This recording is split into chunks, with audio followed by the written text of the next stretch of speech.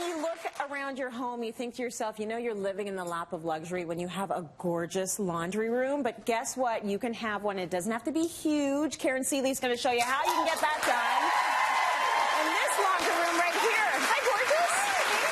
You look beautiful today. Thank you. Thank you so much. So laundry is sort of the thing a lot of us don't want to do. But if you have a nice space to do it in, you feel a little bit better about the whole chore of it. Absolutely. And, you know, having everything to have its place. So thinking through and doing your planning. Yes. So I'm going to give you some great tips to help you plan your laundry room, because some of us have huge homes and some of us tiny little spaces. Yeah. And just having laundry near where you create laundry is often the great thing. I think so. So you don't have to go up the stairs, down the stairs, all of that. A lot of people are having their laundry rooms a lot of closer on the ground floor. So Exactly. it's just a little bit easier. Yeah, and so if you have a small space and you're able to put it maybe where you're generating the laundry anyway, yeah. Or if you want to age in place and you might want therefore laundry on the main floor of the house, then why not just tuck it into a little closet? Because half the time we will end up going and ironing in front of the TV or folding in front of the TV, so yes. you don't have to have a huge space for it. That's the only thing that makes ironing bearable to me.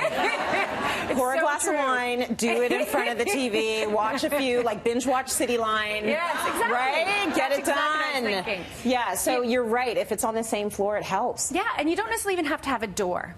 So people always think, oh, I have to close it up. I mean, it depends. If you're the kind of person who has bins everywhere and you're not necessarily neat, then a door is a good thing. But if you're neat and you have a beautiful laundry room, why not get rid of the door? Because you're walking in and out with baskets all the time. You always have your hands full. Right. So the door is just a kind of a pain if you don't need one. Okay, so you don't need a lot of space. And we're going to show two pictures to give you some ideas for a smaller laundry room, but that are both beautiful. Okay, so take a look at this. It doesn't have a door, and ours at home does not have a door either, but look at that view. Isn't that pretty? And all the colors coordinate, so it's right off the kitchen and down the hall from the bedroom. Nice. So it's in the perfect spot, and all the colors coordinate, and it's a pretty little vignette. It is. It's gorgeous. Sort of like the one we have in studio right now. Yes, So we've got another picture as well. This is the same laundry room or a different one? This is a different laundry room, and we tucked it into more of a closet, and in this case, we actually put in a drain in case there was any overflow. Sometimes if you're on an upper level floor, you might want to consider doing that as well, which is a great idea. Yeah, so smart. And then if you have a huge laundry room, you have lots of opportunity. You could have a TV in the laundry room. You could have extra storage. So it's important to ask yourself, what do you want in your laundry room? So, for example, do you have a pet?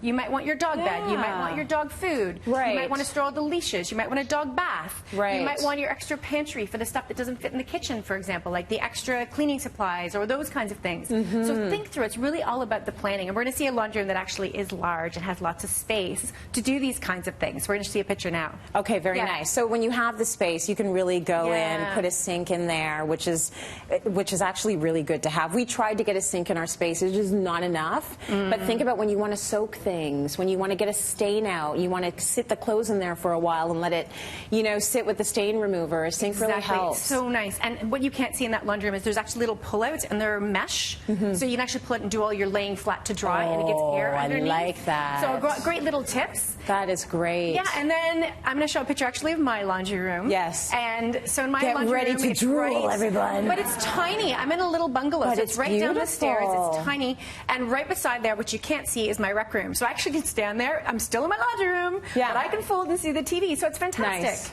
Yeah, that's great. So you get it all done, and you're doing it in a nice environment. Exactly. And the most important thing about planning is just making sure you pick your appliances first. Yes. So, you know, these beautiful Whirlpool top loaders are fantastic because they have such great technology these days. They almost do the washing for you. Right. They have sensors. They know if it's wet, how long to dry things. You know, they check the wash load. If you don't have a lot of laundry in there, it won't put as much water. So it's really fantastic to go out and pick them. And then for us as designers, then we know how much room to allow for, too, as we're designing your laundry space. Really energy efficient, I find now. So like you mentioned, if you've only got a few towels in there, it's not going to dry them for an hour. It's going to dry them for as long as it needs. And I like the fact that they're top loaders. Yes. So a lot of people have gone into the front loader situation, but I like the fact that the top loaders are still there. Sometimes they hold more. Do they hold more? Well, or it just depends? It depends. It depends on the machines. But yes, I've actually have used these. Yeah. And it's unbelievable. You can put huge covers, duvet covers, that kind of thing. Nice. Blankets in. I've done some what I would normally consider 2 loads of laundry. I've done in these machines in 1. Oh, trust me, I'm lazy girl. I'm putting as much in here as I can fit. You know, when I get the 3 in, Mommy, I wet the bed. I'm like, great. Awesome. down. It's all going in. That's right. Fantastic. Yeah. Roll it all up and put it in there. What else do we have here? So we've all are familiar nowadays with soft close hinges and drawers. Right. But the nice thing about technology is the more it's around, the cheaper it becomes in price. It becomes much more affordable. Yeah. And the technology actually improves. So nowadays, you can do an entire kitchen, for example, with the soft close technology. Nice. And it will cost you maybe an extra $200. Right. So it's really affordable these days, and it makes such a difference. And there's lots of choices. So, you know, we've seen the soft close drawers, and it's nice. They do this. And then you also can actually get soft close hinges, and you can adjust them so that they can close fast, they can close slowly, they don't have that bounce. And the one thing I love about this new technology, this is grass, by the way, hardware. Lovely. Is that if you have a really big drawer, it actually has a lot of, it's a softer pull.